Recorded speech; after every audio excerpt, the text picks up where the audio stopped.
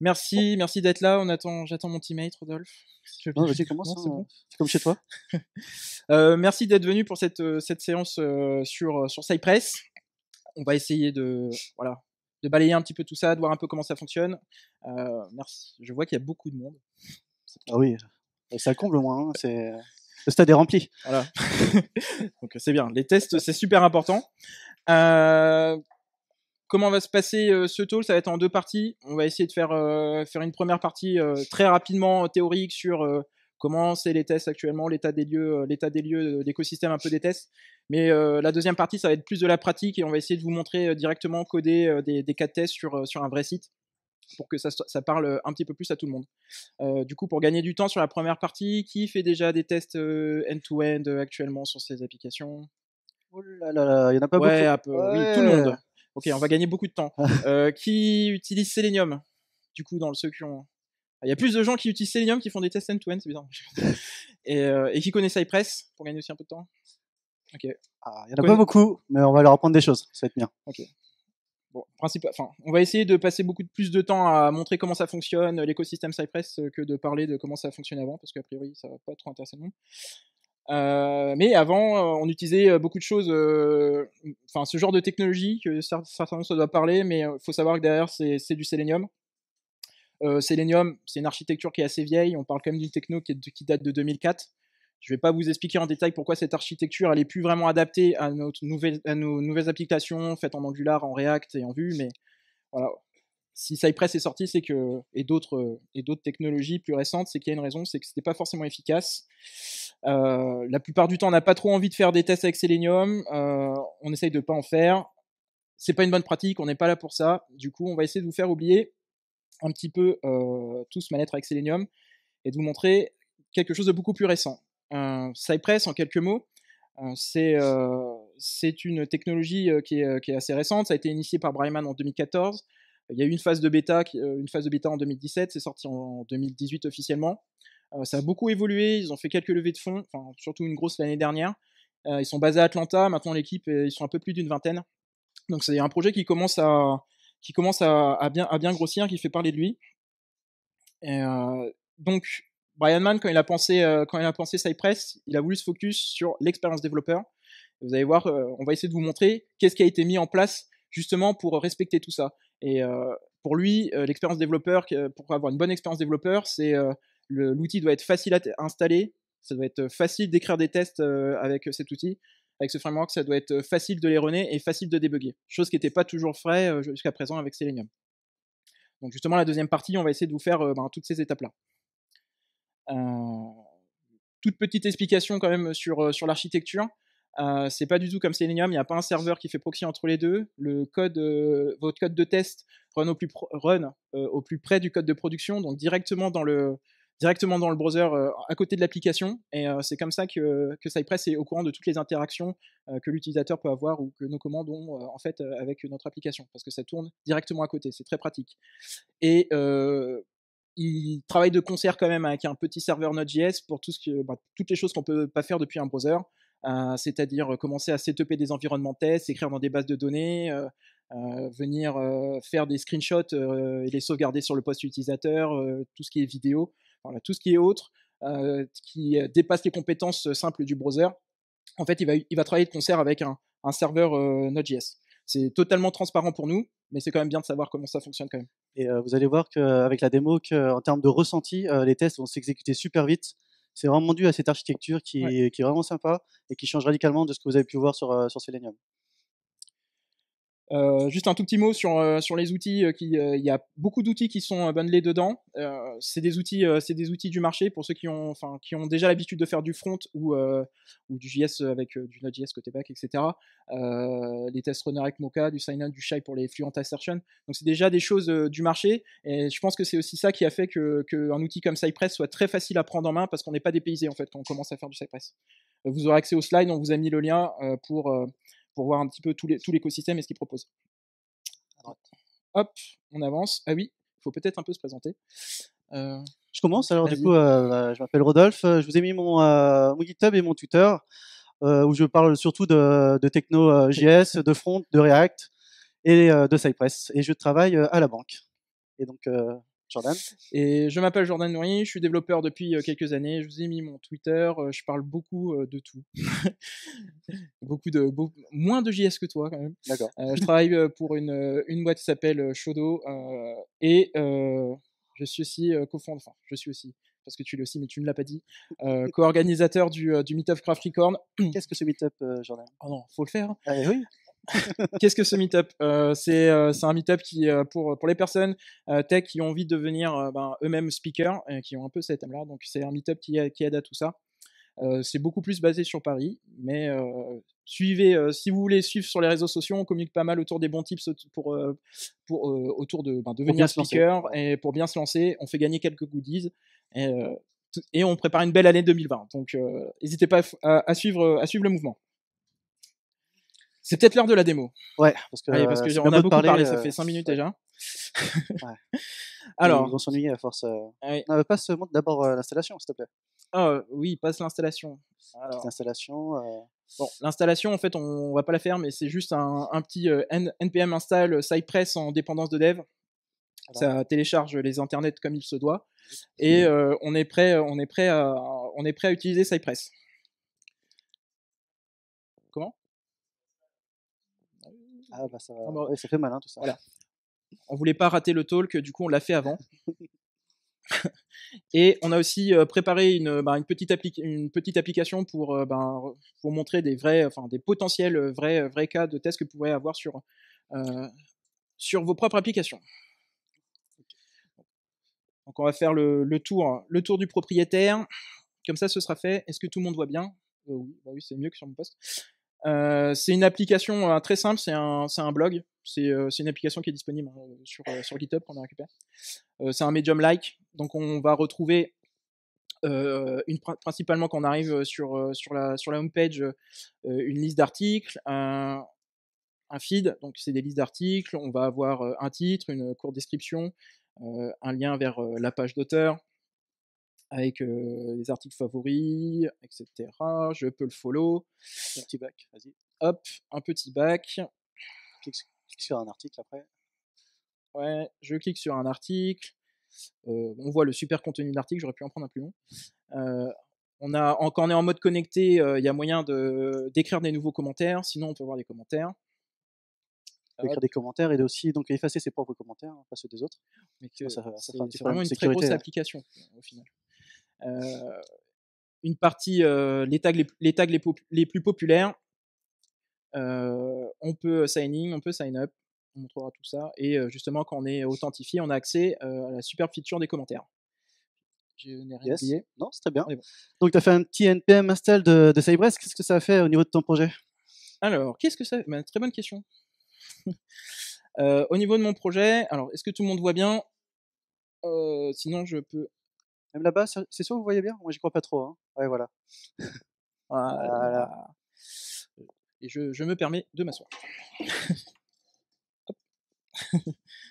Comme ça, vous pouvez bien voir l'écran. Donc, tac. Donc, on a un super folder Cypress qui a été scaffoldé justement par Cypress après l'installation. En fait, en vérité, c'est après la première ouverture de Cypress qui le fait. On retrouve une structure de projet qui met en place. Le premier folder, on va avoir les fixtures. Donc les fixtures, ça va être ici qu'on va mettre toutes nos données de test. On va beaucoup l'utiliser par la suite, vous allez voir. Le répertoire qui va le plus nous intéresser, c'est le répertoire d'intégration. C'est ici que vraiment on va venir écrire tous nos tests. La partie plugin, on peut vraiment venir étendre le comportement et les fonctionnalités de Cypress avec des plugins qui viennent de la communauté, mais qui viennent aussi de l'équipe de Cypress. Les screenshots, c'est ici quand on utilise la commande screenshot de Cypress où il va venir collecter, ça va collecter tous les screenshots. Pareil pour les vidéos. Et le support, c'est ici qu'on va pouvoir nous-mêmes étendre le comportement de Cypress, mais spécifiquement pour le cadre de test avec des custom commandes, donc des commandes récurrentes dans nos tests qu'on va vouloir factoriser et utiliser comme une commande native de Cypress. Ça aussi, on va le voir dans la partie démonstration. Okay. Du coup... c'est cool. Comment on lance le machin là ? Alors, comment on lance le machin ? Très bonne question, merci Rodolphe. Un petit npx Cypress Open. Ça va, tout le monde est à l'aise avec Node, npm, npx ? Non ? Oui. En gros, Oui, qui est à l'aise. Oh là, personne. alors NPX, c'est NPM, ça va optimiser la manière dont il va trouver Cypress. S'il le trouve s'il le trouve déjà installé dans le projet, il va l'utiliser. Sinon, il va regarder si c'est dans les dépendances globales, et il va l'utiliser. S'il le trouve pas, il va le télécharger et l'utiliser. Donc c'est une manière optimisée d'utiliser une commande. NPX, c'est cool.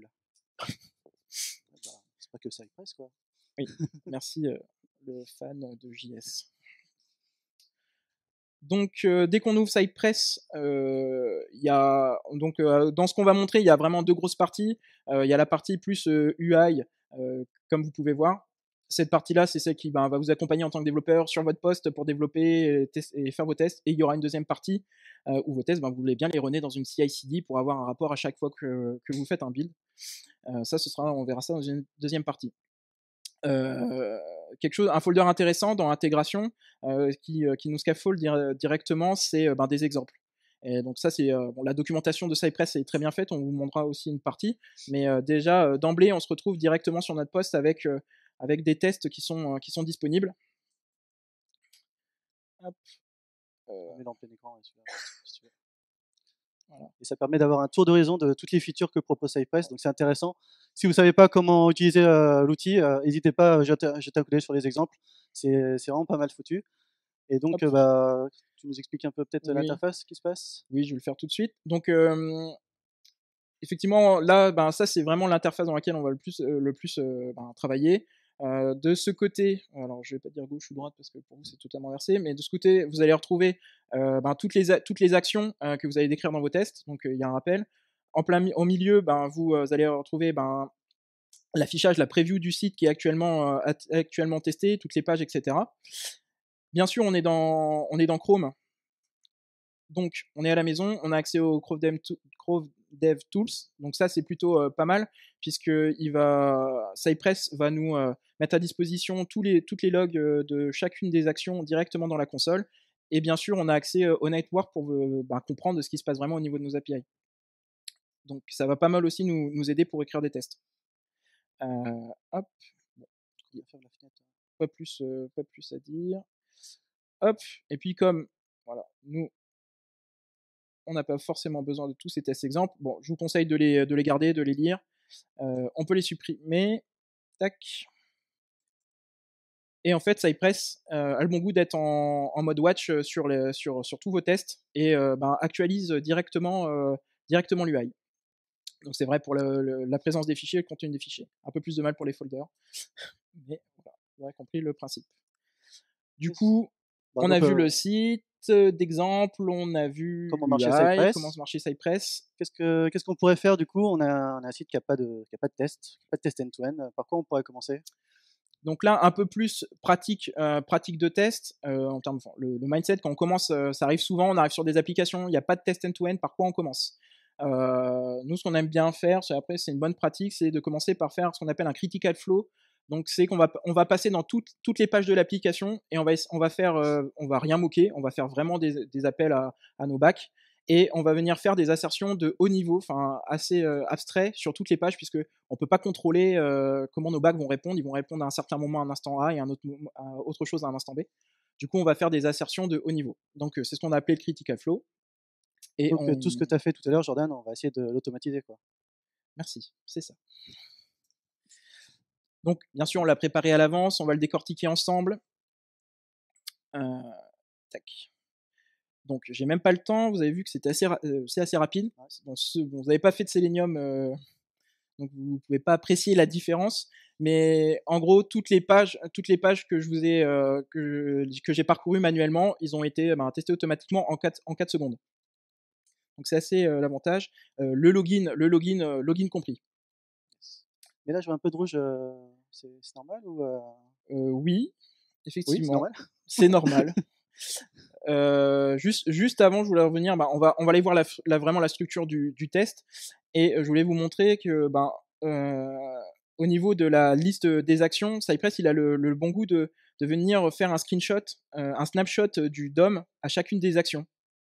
Et comme ça, on peut revenir dans toute la hiérarchie de nos tests et savoir quelle page on a affichée, quel est l'état de cette page, qu'est-ce qu'on a voulu asserter, quel élément on a voulu sélectionner pour faire cette assertion, etc. Donc on peut vraiment venir comprendre tout le déroulé. Et là, effectivement, on peut voir qu'il y a certaines requêtes XHR qui se sont mal passées. On va essayer de comprendre pourquoi et on va essayer de les corriger. Donc pour ça, je vais aller ouvrir le petit test. Non, c'est pas critical flow. Tac. On va laisser ça. Ça, vous voyez au fond, place. c'est un peu plus grand. Hop. Là, c'est mieux. Tac. Yes. Ok. C'est bon. Ils sont bien. C'est bon. Merci. Comme je vous disais, pour ceux qui ont l'habitude de faire du test en JavaScript, on se retrouve, on a le runner Mocha, donc on retrouve nos fameux describe, on retrouve nos hits, on a accès aussi à une commande contexte qui va nous permettre de ranger, de venir ranger correctement nos tests. Et ensuite, on a accès à la commande Cypress qui va nous donner accès à toutes les fonctionnalités. Les petits messages que vous voyez, non, du coup j'ai fermé le test. Il est en bas, Là, hop. Ouais. Tous les logs, les visites, etc. Tout ça, c'est vraiment des actions Cypress et on les retrouve directement ici. Donc c'est plutôt clair. Et là, on a un souci juste après avoir cliqué sur la page auteur. Donc ça, c'est une spécificité de Cypress. Alors je reviens sur le code, désolé. C'est que ici, on a voulu parcourir les pages, mais sans s'assurer que la page en question a vraiment été chargée. Et le mindset, c'est vraiment plutôt de quand on va sur une page, pour Cypress, même si la navigation est possible, il faut quand même attendre que la page se charge et faire une assertion du contenu pour dire voilà, la page a vraiment été créée. Donc là, c'est quelque chose qu'on n'a pas fait et qu'on va faire ensemble. Parce que Cypress, il est gentil, hein, il fait ce que vous lui dites de faire. Hein, ah oui, là, on a dit aller sur la page auteur. Alors, on a cliqué, et après on a dit tout de suite va ailleurs, donc il a fait pour vous, donc il a squeezé tout le reste. Hop. Et donc ce que propose Jordan, et ce qu'il va faire, c'est rajouter des petites assertions pour vraiment forcer Cypress de la validation de l'assertion avant de passer à la suite. Voilà. Donc là, je commente tout le reste. Alors, comme je vous l'ai dit, Cypress est en mode watch. Et une fois que j'ai fait la modification de mon test, il m'a directement relancé mon test. Et il a aussi le bon goût de me laisser dans le dernier état de l'application. Donc là, précédemment, ces deux requêtes, elles étaient rouges. Si je continue mon flow d'application, elles seront rouges. Et du coup, ce qu'il faut faire plutôt, c'est venir faire des assertions sur la page. Ça va introduire tout de suite une fonctionnalité de l'UI de Cypress, qui est le Selector Playground. Donc si vous êtes comme moi et que vous ne savez jamais qu'est-ce qu'il faut sélectionner dans la page, quel est le bon sélectionneur, quel est le bon selector, est-ce que j'utilise la classe, est-ce que j'utilise l'ID, est-ce que j'utilise un attribut, est-ce que j'utilise... là, ils ont prévu le coup et ils nous ont mis à disposition un Selector Playground qui va me permettre de pointer un élément. Qu'est-ce que j'asserte, s'il te plaît? Je sais pas. Débrouille-toi. Merci. Le logo front, par exemple. Il va me préparer directement la commande. Juste, elle est un peu bizarre ta page. Peut-être relance le test là parce que tu as l'air d'être sur la main. Ok.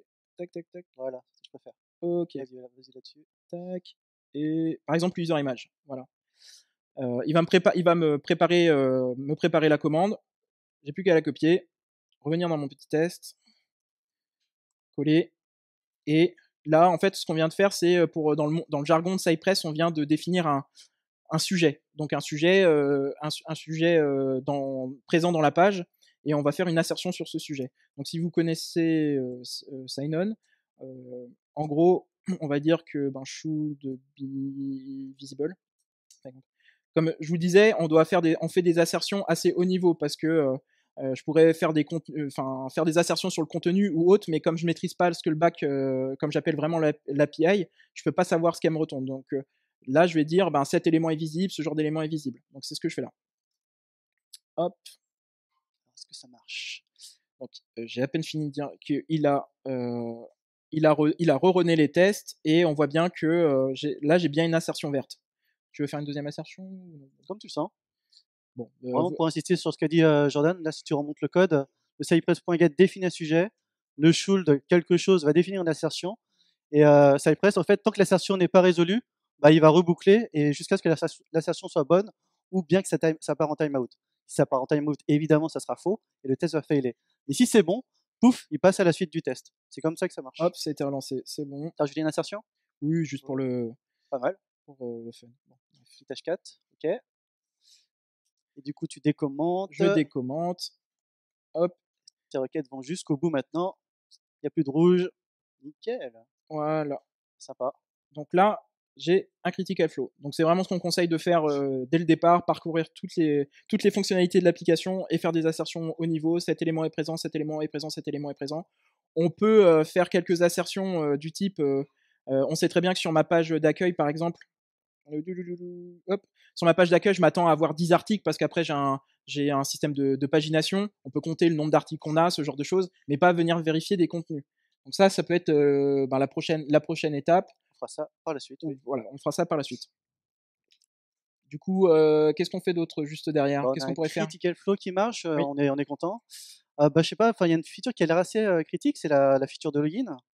Parce que si on peut pas se loguer, on peut pas faire de commentaires, donc ça serait un peu dommage. C'est vrai. Bah, je te laisse la faire, tiens. Bon, je sais pas, c'est comme tu veux. Non, bah, vas-y. Allez. Ok, donc le critical flow marche. Pouf, je vais changer de test, je vais exécuter. Ça tombe bien, on a un test qui s'appelle login spec et on va voir ce qu'elle fait. Pouf. On va le mettre en plus grand pour ceux qui sont au fond. Ça va, vous voyez bien au fond? Ok.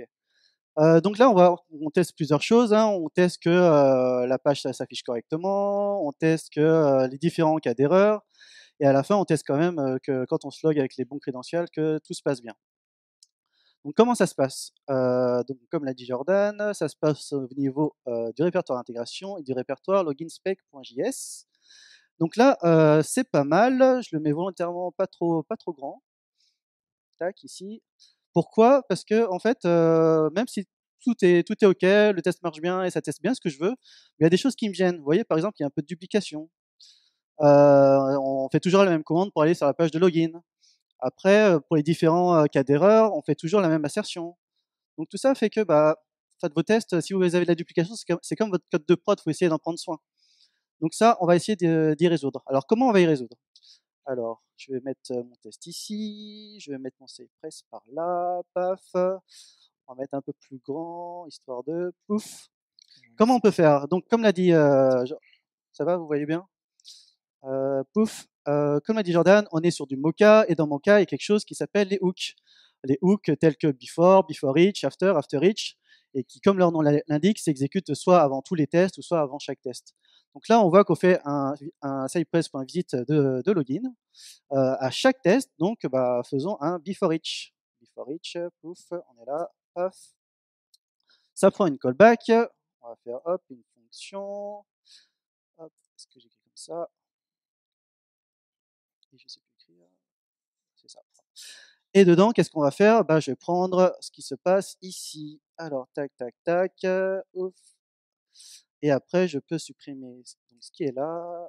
Touc, touc, touc. Alors, est-ce que je suis jusqu'au bout? Touc, je supprime. Hop, on laisse. Je valide à côté que tout fonctionne comme avant. C'est vert. Yes. Voilà. Petite phase de C'est refacto. pas anodin le placement d'écran comme ça. Enfin, quand on a deux écrans, c'est plutôt pas mal, mais c'est vraiment de savoir cet aspect-là. On écrit du test, on regarde si c'est vert et on est tout le temps vert. Un peu une approche TDD, mais un peu revisité. On a vraiment une boucle de feedback super rapide et on voit tout de suite ce qu'implique le changement de notre code. Donc, qu'est-ce qu'on peut faire maintenant pour cette histoire d'assertion de message d'erreur? Faut pas oublier, là on a peut-être pas les hooks parce que là ça s'exécute sur certains tests mais pas sur tous les tests. Il faut pas oublier qu'on est en JavaScript, donc en JavaScript on peut tout simplement faire une méthode. Donc on y va, un petit refactor, pouf, je mets ça dans une petite fonction, tac, je sais pas, show erreur message, tac, paf, voilà, elle est ici, elle est quelque part par là, pouf, donc, tout est vert, c'est bien, j'ai rien cassé. Et du coup, à la place de ça, paf, je peux faire un show error message, paf. Est-ce que tout marche comme avant?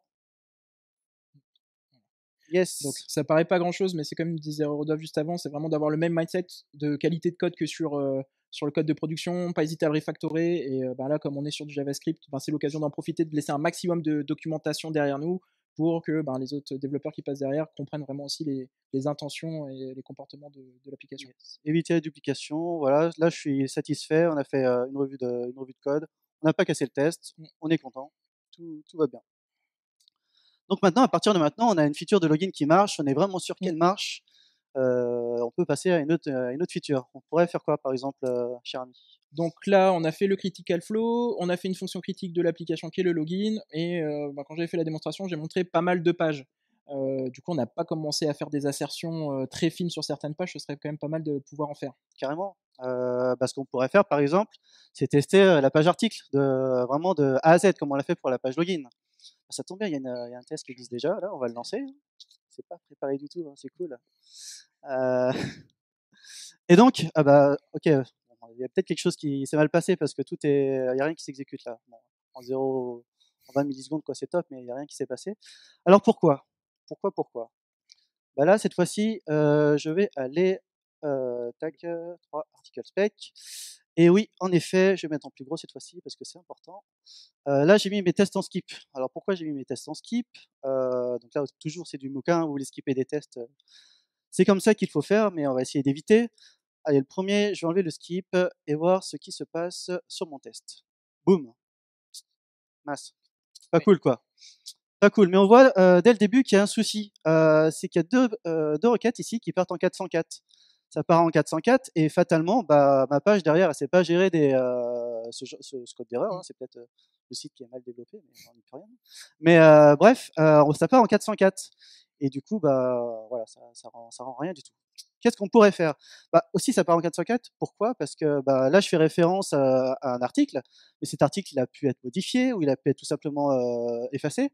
Donc, je fais référence à des données qui n'existent plus. Et donc, ici, en plus, dans le test, je vois que je fais des assertions super fines, quoi.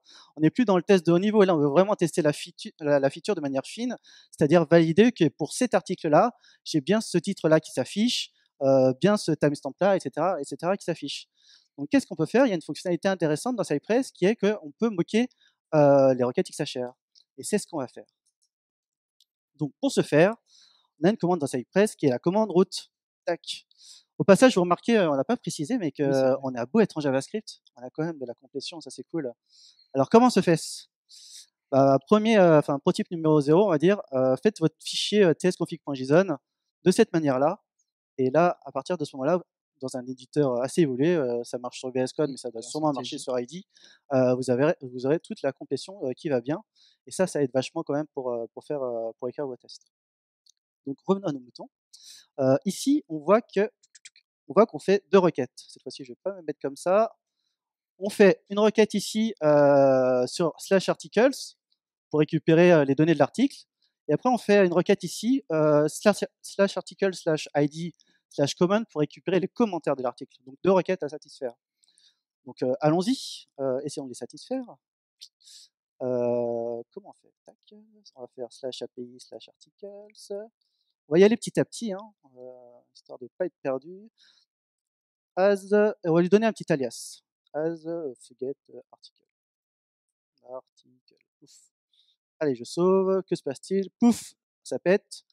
Ok, Cypress, il me dit que si j'utilise un Cypress par route, d'abord tu dois appeler un Cypress.server. En fait, il va popper un serveur qui va se charger d'intercepter les requêtes XHR. Allez, on y va. On va lui faire plaisir, hein, on va pas le brusquer. Tac. Allez, ça se passe mieux, j'espère. Pouf, ça se passe pas mieux, ça pète toujours. Attends. Et ça me dit que, voilà, c'est pour ça que j'ai mis un alias. C'est qu'ici, je vois pas mon alias. Ça veut dire que j'ai mal fait ma route. Et en effet, je l'ai mal faite. On va faire un / étoile. Allez, voilà. Là, je vois mon libellé. Comme Cypress a mis le libellé, ça veut dire que ma route est bonne et que je peux continuer à bosser sur cette route-là. Allez, on continue. Maintenant on est capable d'intercepter, ce qui est pas mal, c'est qu'on peut moquer la réponse. Et ça va se faire avec le deuxième argument de la méthode route. Donc je peux mettre un argument, un contenu en dur comme ceci. On va mettre par exemple, je sais pas, Rodolphe. Rodolphe, il est cool quoi. Non, je sais pas. Si tu veux, ça te fait plaisir. Ouais, ça me fait plaisir. Et donc, est-ce que ça s'est bien passé? Est-ce qu'il a bien fait ce que je voulais? là, on va ouvrir les DevTools. Hop, et donc si je clique sur la requête, sur la réponse, on voit que, tac, ici, que on voit bien le retour que je lui ai demandé de faire. Ok, donc ça c'est pas mal. J'arrive à intercepter, j'arrive à avoir la réponse que je veux, mais en fait, la structure JSON qu'attend mon document, bah, elle est super balèze, quoi. J'ai pas envie de la mettre dans mon test, quoi. C'est un peu relou. Donc, ce que je vais faire, c'est utiliser les fichiers fixtures qui sont ici. Et là, on a un article et on a la structure JSON qu'attend ma page pour son affichage. Donc, comment je fais référence à ce fichier? Eh ben, c'est très simple. J'ouvre une chaîne de caractères, je mets le mot-clé fixture et je fais référence après à mon petit fichier qui est dans intégration slash article slash ça y est, j'ai fait une erreur. T'as pas intégration, je pense. J'ai pas intégration. Non. Oui, c'est fixture, tu as raison. C'est fixture plutôt que je vais mettre. Pas... Ah, j'ai même pas fixture, ouais. Je suis bête, Hop, ouais. ça C'est ça. je pense. Merci. Merci. C'est rien, Ultimate. Cypress is cool. .json. Allez, on y va. Paf. Ça se passe pas mieux, mais là, je vais essayer de satisfaire cette deuxième requête aussi. Allez, on a compris le principe. Cette fois, on y va plus rapidement. Pouf. Slash étoile, slash comment. Cette fois-ci. Hop, au lieu de faire référence à article, je fais référence aux commentaires, comments, puisqu'on a un fichier de commentaires qui est ici. Pouf. Je sauve. Et cette fois-ci, pouf, la page s'affiche. Je vais remettre bien le truc. Hop, j'ai bien le contenu qui s'affiche. Ici, j'ai mes assertions qui sont toutes passées. Paf, paf, paf. Je valide le contenu un jour, là, paf, voilà, le contenu il est validé ici, le tag qui est ici, etc., etc. Donc là, on a vraiment testé notre rendu de page de manière très très fine. Super. Donc ça, c'est cool. Bah, ce qui est bien, en plus, avec cette méthode route, c'est que là, on est un peu en mode noob. On a deux arguments, la route et le retour qu'on aimerait avoir. Mais aussi, on a aussi potentiellement un mode avancé. C'est-à-dire que là, on peut jouer potentiellement sur l'URL qu'on veut router, mais aussi sur la réponse. Là, on veut, sur le statut de la réponse, ici, je mets un statut 404 à la réponse. Donc là, on veut simuler une page 404. On peut aller encore plus loin. Ici, on peut aussi simuler un retour d'erreur 500 et voir comment notre site réagit dans ces cas-là. Et si on va encore plus loin, on peut aussi jouer sur le temps de réponse des différentes API. Donc là, par exemple, sur l'API article, je lui demande de me répondre au bout de 500 millisecondes, mais sur les commentaires, par contre, je lui demande d'attendre 2 secondes et voir ainsi comment réagit notre site. Donc ça, c'est super puissant et ça permet vraiment de tester des cas limites sur votre page. Et ça, c'est plutôt sympa. Pour valider que tout s'est vraiment bien passé, toujours les DevTools, je vais ici, paf, paf, paf, je vais sur la requête. J'avais dit 2 secondes pour les commentaires de l'article. Vous voyez ici, si je zoome, qu'il a mis à peu près 2 secondes. Donc ça, c'est plutôt sympa si vous voulez valider que ce que vous avez défini marche vraiment. OK, donc on a validé le fonctionnement de notre page article en mode anonyme. Qu'est-ce qu'on pourrait faire de plus? Peut-être tester les commentaires en connecté. Yes, on va tester maintenant la fonctionnalité quand on est connecté. Alors, c'est en commentaire ici. Donc là, on va dire que la première partie ne m'intéresse plus. Je vais faire un context.only. Ouf, ça pareil, hein, c'est de la syntaxe Mocha. Vous voulez faire vraiment un focus sur un contexte ou sur un test en particulier, vous suffixez avec only, ça va vraiment faire le focus dessus. Je fais commande S, ça lance juste le test qui m'intéresse. Donc en mode connecté ici. Tac. Donc tout se passe bien. Bah, c'est super. C'est super. Si on fait un focus dessus, on voit qu'on a un before each, donc on a mutualisé du code. Qu'est-ce qu'on pourrait faire? Voilà, il y a un petit to-do là, il y a peut-être Anguille sur roche. Bref, bon, allez, il y a peut-être le JSON qui est enduré ici, qu'on aurait pu les mettre dans fixture, mais bref, dans l'ensemble, il me convient pas mal ce fichier. Ce que je vois quand même, c'est qu'on a mis 7 secondes pour exécuter ces tests-là, c'est assez lent. Et si on regarde de plus près, c'est que en fait, on est reparti de la page login à chaque fois. Et si on regarde le before each, ça c'est du code qui doit vous dire quelque chose. C'est du code qu'on a vu. Attendez, je vais mettre comme ça, pouf, en plus. C'est bon, ouais, ouais. Hop, ici c'est du code qui vous rappelle quelque chose. C'est le code qu'on avait dans notre fichier de test login, quoi. Donc ça c'est un peu dommage.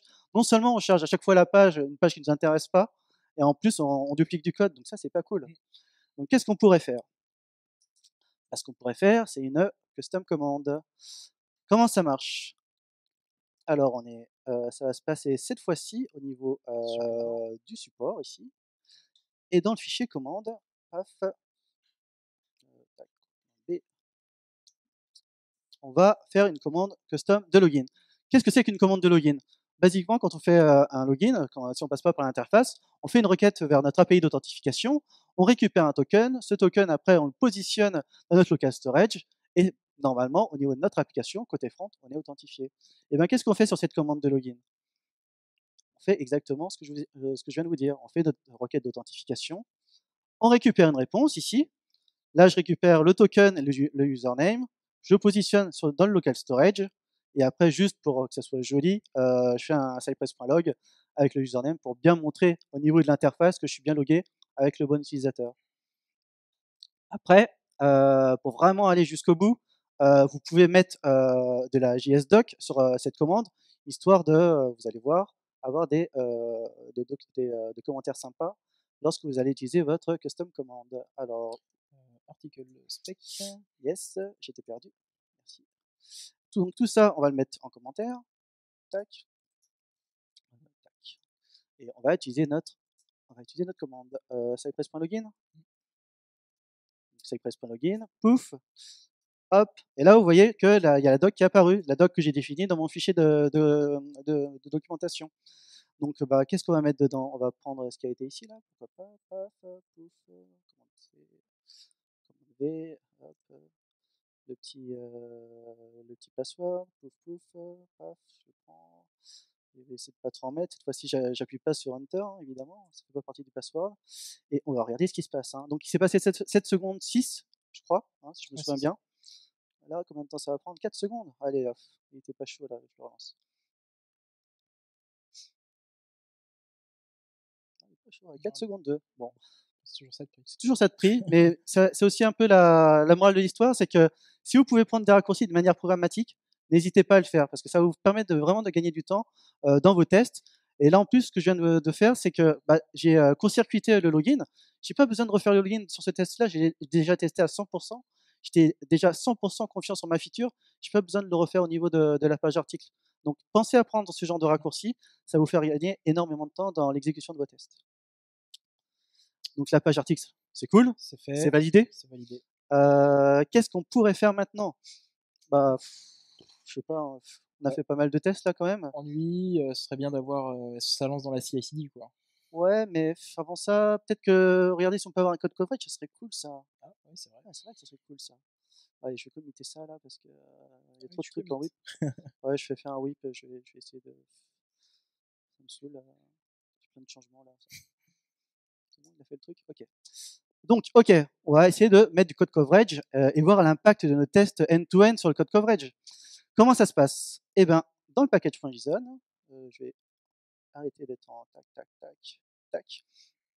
Dans le package.json ici, pouf, si j'ouvre mon truc ici, je vais regarder juste l'historique, paf. Pour avoir le code coverage, en fait, il suffit d'installer quelques dépendances. On va installer tout ce qui est relatif au code coverage. En JS, pour avoir du code coverage, pour instrumenter votre code et avoir des statistiques sur le code coverage, il y a un truc qui est super utilisé, c'est Istanbul. Donc on importe les commandes Istanbul. Donc là c'est NYC, c'est la command line interface de Istanbul. Istanbul Lib Coverage, c'est ce qui va servir à faire le report de test coverage. Là, comme c'est une application Create React App, il y a un petit truc, un petit module Cypress qui existe et qui permet d'instrumenter votre code automatiquement. Et enfin, on va aussi demander à Cypress, on va installer un plugin Cypress qu'on va utiliser. Donc voilà, 4 dépendances et on est pareil pour avoir du code coverage. Donc c'est parti. J'ai fait autre chose de plus. J'ai aussi ajouté ce script npm.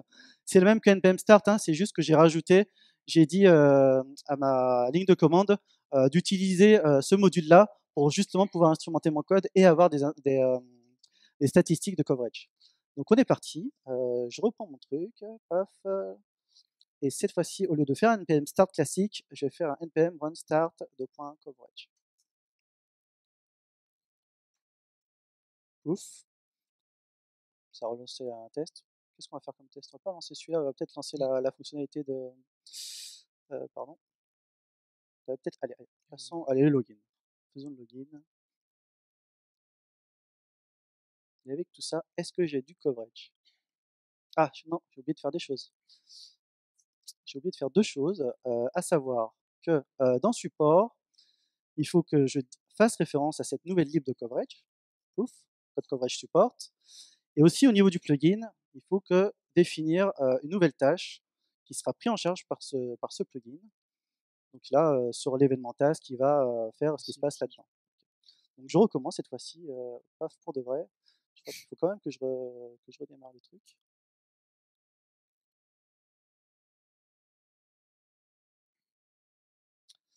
Login, on y va.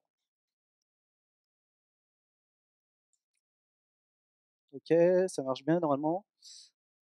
On n'a rien cassé, hein, a priori, juste en apportant des libres. Hein. Et donc, qu'est-ce qui s'est passé? Bah là, il y a répertoire coverage qui est apparu. Et si je vais prendre le pass, copy pass, hop, je vais mettre ici, pouf. Et là, paf, j'ai un rapport Istanbul qui apparaît, c'est magique. Hop, et qu'est-ce qui s'est passé dedans? Bah, si je vais regarder dans component, bah, on voit que bah, tout s'est bien passé au niveau du login, quoi. Je suis à 100% dessus, et ça tombe bien, j'ai justement exécuté ma commande, mon test de login. Allez, vous pensez peut-être que je bluffe? Et ben, on va exécuter un autre test. Peut-être la page article. Donc normalement, ah mais j'exécute pas dans sa totalité. Mais... Bref, on va voir quand même. Ouais. Normalement, on fait pas de login dessus, quoi. Donc, est-ce que je bluffe? Bah, le login, bah, c'est fini.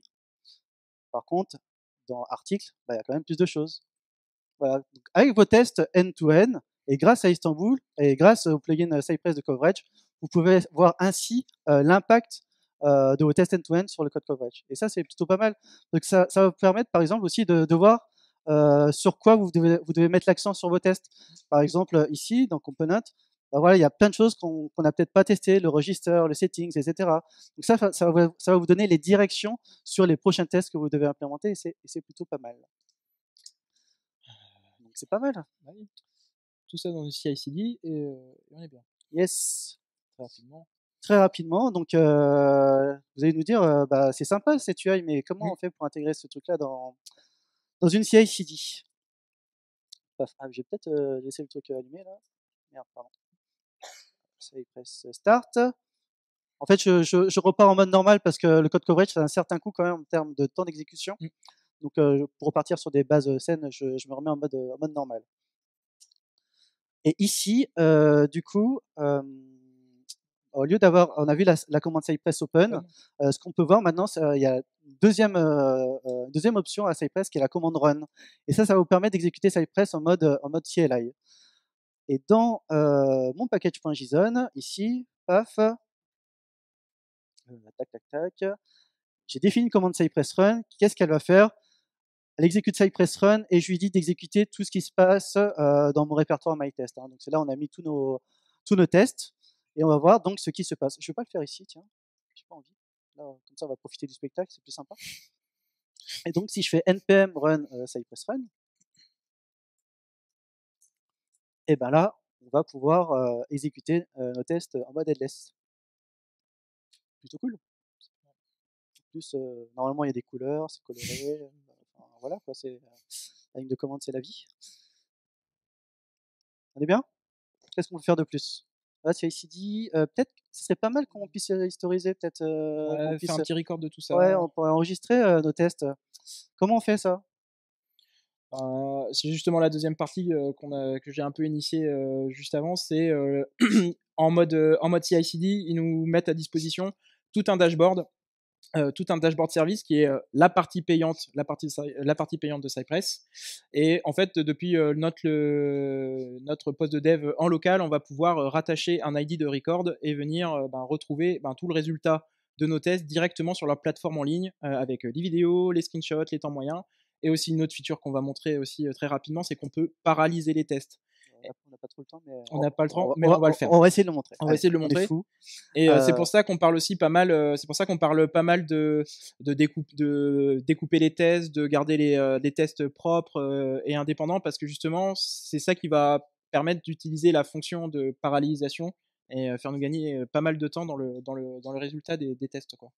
Et donc, si vous voulez recorder vos tests au sein du dashboard service de Cypress, là, je suis retourné sur l'interface et dans le run ici, vous aurez, enfin là, je suis déjà authentifié, j'ai déjà déclaré mon projet, mais ici, c'est ici en fait que vous allez pouvoir enregistrer et avoir suivre le setup pour enregistrer vos tests. Hein. Il va notamment vous donner un ID pour votre project et un record key. Et donc, une fois que vous avez tout ça qui est setupé, vous pouvez utiliser cette commande run de Cypress, mais cette fois-ci en précisant l'option record. Je vais mettre en plus grand parce que pour ceux qui sont en fond toujours. Paf, avec l'option record, et là mon superbe record key qui est ici. Donc cette fois-ci, on recommence. Tac, record. Je le lance. Toujours aussi rapide. Hein. Et donc normalement, voilà, ça commence à se lancer, on est pas mal. Il reste 4 minutes, je pense qu'il est temps de conclure. Et on va voir à la fin si c'est bien passé. C'est bien passé. Allez, hop, pouf, pouf, pouf. Donc on a vu plein de choses. Ouais, moi je me debout, c'est plutôt pas mal. Ouais, debout, bon. Oui. Donc très rapidement, ce qu'on a vu, bon, il y a énormément d'autres fonctionnalités, on peut pas tout montrer en 50 minutes. On a vu quand même les choses assez principales quand on commence à arriver sur une application qui n'a pas de test unitaire, quel est le mindset et comment on utilise un peu Cypress. Donc faire des tests de navigation, ce qu'on a appelé critical flow, faire des tests unitaires de page, des tests sur aussi, on n'a pas parlé là, mais des fonctions un peu critiques comme le login, vous en avez certainement d'autres. On a montré comment aussi venir stubber tous les appels d'une seule page pour pouvoir faire des assertions beaucoup plus fines, chose sinon qu'on pourrait pas faire. Les custom commandes, pas hésiter à rendre le code beaucoup plus clair quand on a du code redondant comme le login, on en a tous dans nos applications, c'est généralement un très très bon candidat aux custom commandes. Comment utiliser l'interface de manière productive, vraiment en utilisant le sélecteur Playground. Derrière, il y a tout un système de stratégie pour choisir la meilleure stratégie. Dans les best practices dans la documentation, on en parle énormément, donc n'hésitez pas à regarder tout ça. Et on vous a montré un peu comment venir débugger nos tests, c'est très important. Là, ça paraît facile quand on le montre, mais si on était sur une autre technologie, je peux vous garantir que comprendre ce qui se passe pendant la phase de test, de run de test, c'est beaucoup plus compliqué. On a parlé très rapidement du mode headless qui est possible pour les CI/CD, ça c'est tout le monde en a besoin. Et au niveau du dashboard service, comme je vous l'ai dit juste avant, c'est la partie payante, mais elle est quand même très intéressante et c'est la partie qui va plus évoluer dans les semaines, dans les mois et les années qui vont arriver, puisque c'est là-dessus qu'ils vont vraiment capitaliser. Ouais. Et on en a parlé très rapidement. L'exécution parallèle sera disponible que sur cette interface-là. Yes, là, faut vraiment préciser, il n'y a que le dashboard service qui est payant. Tout le reste, tout le runner qu'on vous a montré, ça restera open source et gratuit. Hein. Si vous n'avez pas besoin de dashboard service pour historiser, il n'y a aucun souci. Tout le reste, ça restera open source. Hein. Vous pouvez utiliser sans souci. Oh oui. Et comme je disais, il y a énormément de choses qui sont possibles. C'est possible de monter, de runner juste des composants dans un contexte et de faire des tests de composants, qu'importe la technologie, le framework que vous utilisez. Il y a des choses très intéressantes au niveau des régressions visuelles. Donc il y a des plugins de la communauté et des plugins officiels qui permettent de faire des screenshots tout au long de vos tests et faire des comparatifs entre deux runs de screenshots et vous alerter sur les différences et voir si ces différences qui sont c'est une différence voulue et c'est une feature ou est-ce que c'était pas voulu, accidentel. Le code coverage, avant on n'en parlait pas, maintenant on en parle, donc comme ça vous le savez. C'est possible de faire du cucumber, nous on le voit souvent en mission. Il y en a certaines personnes qui ont besoin de se raccrocher au fameux given Wenzen, au format Gherkin, donc c'est possible de réadapter le format cucumber avec TypeScript et à Cypress. Et il y a énormément de custom commands qui sont disponibles mis à disposition aussi par la communauté. On vous a mis aussi toute la liste des plugins. Yes. Donc ça c'est la roadmap, on va passer rapidement dessus, hein, mais grosso modo c'est ce sur quoi ils travaillent. Ce que tout le monde attend, c'est la feature cross-browser. J'en parle depuis le début, ça traîne, mais Là, Firefox, c'est bientôt, hein, on y croit. Ça va sortir bien très, très prochainement. Et ensuite, comme l'a dit Jordan, c'est beaucoup de features côté dashboard service. Le but du jeu, c'est que si vous avez un problème avec vos tests end-to-end, plutôt que de devoir tout setuper en local et de voir en local si reproduire le souci, l'idée c'est de vraiment faire du troubleshooting avec le dashboard service. Donc il va tout sniffer, vous allez pouvoir voir les appels réseau qui ont été faits, mais aussi potentiellement le HTML, le CSS qui est passé pour exécuter vos tests. La communauté, on a mis, enfin, elle est grandissante, hein, sauf les périodes de Noël, hein, comme on le dit parce que sinon on nous demande. Personne travaille à Noël, mais ça fait 2 ans que ça suit cette trend là. Donc là, State of JS, l'année dernière, ils étaient parmi les outsiders hein, dans les others tools. Maintenant, ils ont vraiment une catégorie à part depuis cette année et on voit qu'en termes de satisfaction, ils sont assez haut placés. Hein, c'est cool, ils sont deuxième derrière Jest. Hop, c'est et surtout la consécration pour Cypress, c'est d'avoir été mis en adopt par Sourcework. Hein. Sourcework, c'est pour ceux qui connaissent pas, ça vous donne un peu la tendance de l'industrie de l'IT sur les différentes technos du moment qu'ils recommandent d'utiliser. Et Cypress, donc depuis un an, hein, depuis je crois mai 2019, fait partie de ces technologies en adopt. À côté d'autres bonnes technos, hein, Test Café, peut-être. Est-ce qu'il y a des inconvénients? Comme on l'a dit très rapidement sur la fin, il y a quand même des inconvénients. Le premier point, oui, c'est sur si vous avez des applications qui utilisent plusieurs onglets, plusieurs fenêtres, ça run directement dans le browser et en fait il perd le contexte si on fait ce genre de choses. Donc il y a des moyens de le faire, des contournements pour venir tester ces fragments qu'on ouvre dans soit des pop-up, dans des fenêtres, etc. Mais en tout cas, voilà, c'est pas c'est pas supporté. Le navigateur, il n'y a que Chrome. Le reste arrive. On a mis depuis longtemps. On pourra pas normalement faire tourner en parallèle en local. C'est une feature qui restera au dashboard service. Et pour ceux qui n'aiment pas le JavaScript, ce sera toujours en JavaScript. Mais comme on vous l'a montré, c'est des choses assez simples d'utilisation. Hop. De la doc, nos ressources, n'hésitez pas à y faire un tour. Et merci à vous. Hein. Désolé, on est un peu débordé. On est un petit peu débordé. Désolé. Voilà. Merci.